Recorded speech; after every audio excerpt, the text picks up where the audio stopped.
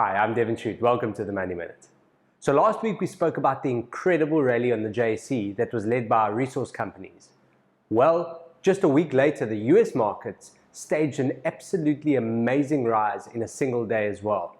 The cause of this was the much anticipated monthly inflation numbers that were released on Thursday. Now this data point showed that while still high, inflation was lower than expected and lower than the previous months.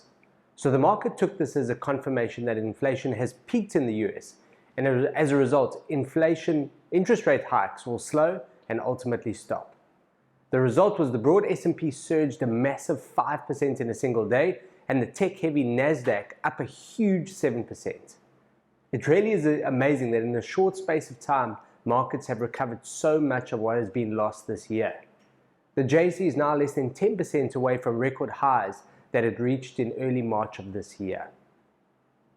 Turning to an area of investment that sparks heated debate, namely China, they had a very interesting week last week. Some of the developments that came out of the country included them relaxing quarantine and flight bans. The Chinese regulators also released a raft of measures to support their beleaguered property sector, and President Biden is to meet President Xi later this week. As the second largest economy on the globe, it really is important to understand these developments and the potential impact on markets.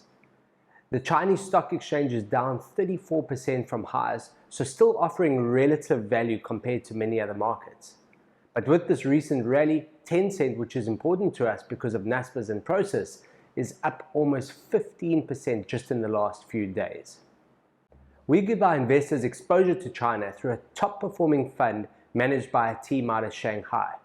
Now, this fund is represented across all our fund of funds and could be an important growth driver if these positive developments continue.